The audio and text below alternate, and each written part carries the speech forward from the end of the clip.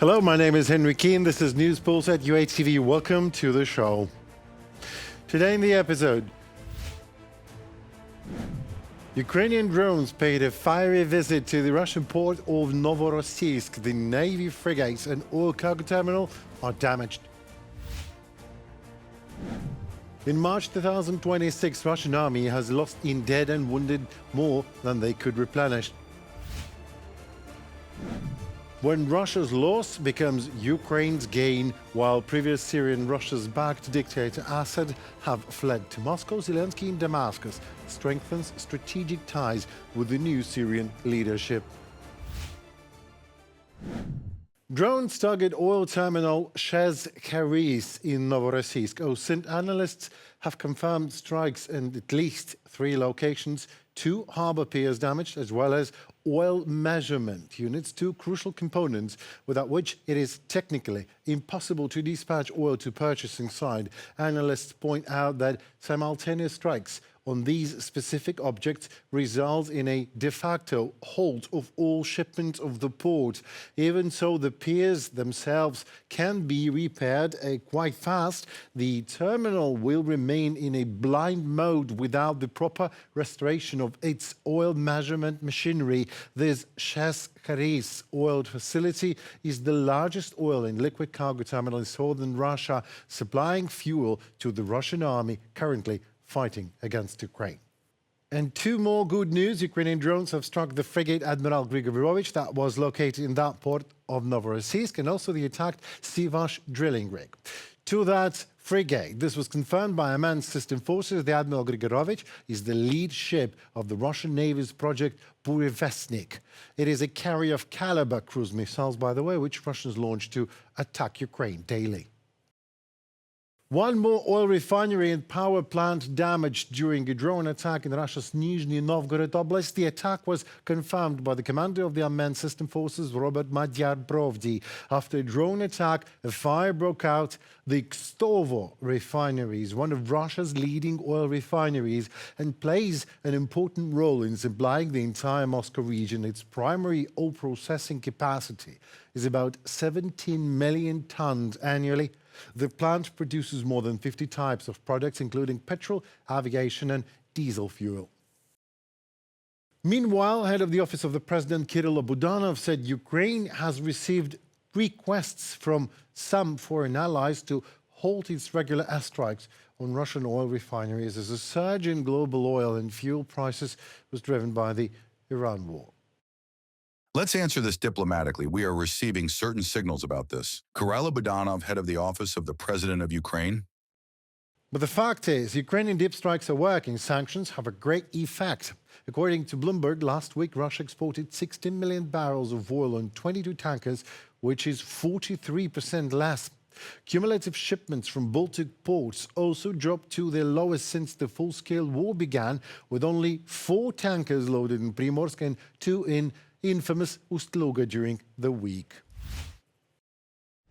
Russian army casualties on the front line also has outstripped their replacement rates. In March, the Ukrainian Defense Forces neutralized as much as 35,000 Russian soldiers, both killed and wounded, according to Minister of Defense Mykhailo Fedorov. These figures represent only verified data. Ukraine can confirm every entry on the enemy casualty list through its comprehensive video documentation systems. More about Russian losses in our next story for you. These images capture the combat losses of the occupying Russian forces in Ukraine. Thanks to a video verification system, Ukraine's defense forces have confirmed that enemy losses in March 2026 reached a record high. This is depriving Russia of the ability to dictate the situation on the battlefield, President Volodymyr Zelensky said. It is important that we have also significantly increased results in destroying Russia's air defense systems. 274 such systems were hit in March alone.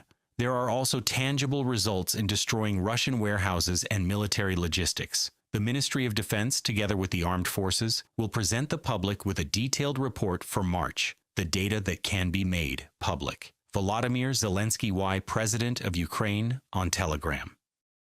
In March alone, according to Ukraine's Ministry of Defense, 33,988 Russian troops were killed or seriously wounded as a result of Ukrainian drone strikes. Another 1,363 were eliminated by artillery and other strikes. That brings the total to more than 35,000 Russian servicemen in a single month. This is almost comparable to Russia's monthly mobilization figures. For the fourth month in a row, enemy losses have exceeded the rate at which their forces are being replenished. We are moving confidently towards our strategic goal, 50,000 plus eliminated Russian occupiers per month. The effectiveness of air defense is steadily increasing. In March, the number of Shaheds and Gerberas destroyed by interceptor drones doubled. Despite Russia's attempts to commit record resources in order to seize the initiative, its only achievement is mounting losses. Mykhailo Fedorov, Ukrainian defense minister, on Telegram. According to Ukraine's general staff, Russia's total losses since the start of the full-scale war against Ukraine have already exceeded 1.3 million person. Можно сравнить с тем, что действующая российская армия составляет... You can compare that to the fact that Russia's active army numbers around 1 million troops. Since 2022, Russia has lost the equivalent of 1.5 active armies. To avoid being sent to the front line in the Kostiantynivka sector, Russian servicemen are reportedly disabling their own equipment on a mass scale, according to members of the Atesh resistance movement. By their account, mechanical engine damage, the draining of technical fluids, and sabotage of wiring and fuel systems often happen right before rotations or combat deployments. Equipment that is supposed to be operational is standing idle. Units are sabotaging their own combat readiness. And these are no longer isolated cases, but a systemic pattern in the Kostiantynivka sector. From a statement by the military movement of Ukrainians and Crimean Tatars Atesh on Telegram. Ukraine's defense forces are not only destroying enemy resources on the battlefield, but are also carrying out successful operations against Russia's military-industrial complex deep in the rear. In March, former defense minister and now Secretary of Russia's Security Council Sergei Shoigu said that no region of Russia can feel safe from Ukrainian attacks. He warned that Ukraine's armed forces could strike facilities in the Urals and even farther away. In January 2026, Roscosmos was already forced to relocate development of the Angara launch vehicles from Moscow's Khrunichev Center to branches in Siberia and Perm, but even that is not stopping Putin. Putin, тот живет совсем в другом мире. Putin lives in a completely different world, and the losses of the Russian army, human losses, material losses, do not concern him. He lives in his own imagination. His army is going nowhere. None of Putin's allies still believes in the effectiveness of his army. Only he remains convinced of it, and as long as that Kremlin rat remains convinced of it, they will keep grabbing more and more people and throwing them onto the front line in Ukraine.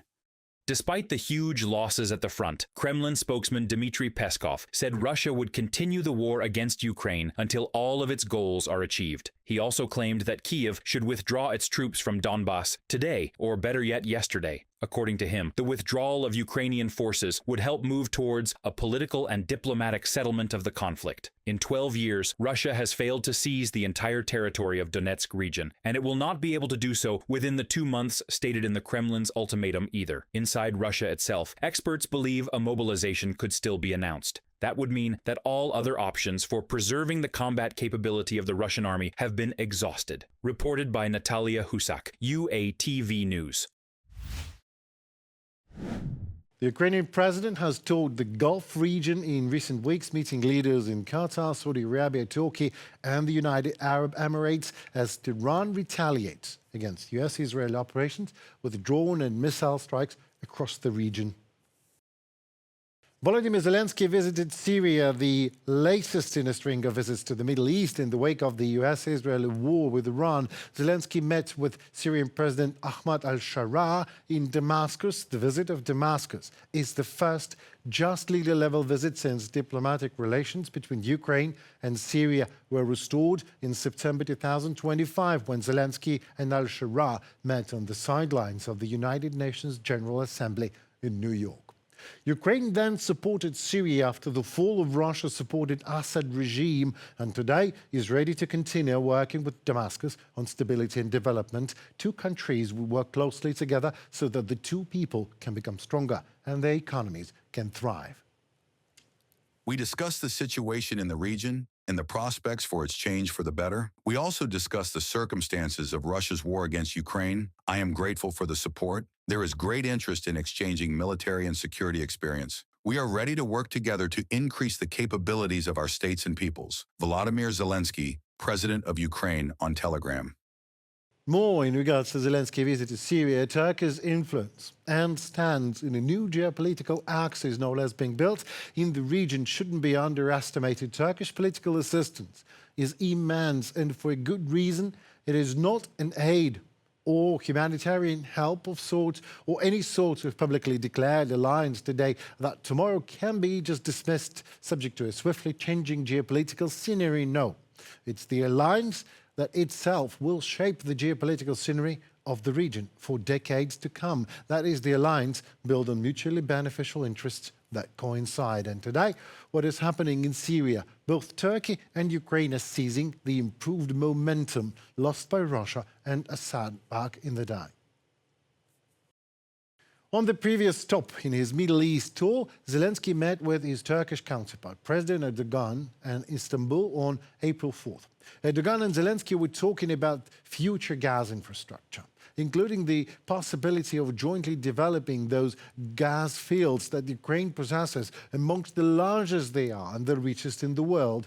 Ukraine had also previously announced that it was signing 10-year defense partnerships with Qatar, Saudi Arabia and United Arab Emirates. Again, this all is about mutual benefits. So President Zelensky has explicitly tied Kyiv's assistance to the region's deep stock of anti-ballistic missile interceptors, of which Ukraine is in short supply. Well, that's it for today, folks. I'm Henry Keane. Thank you so very much for your time and effort for Ukraine. Trust us. We feel it, we need it, and we appreciate that a lot.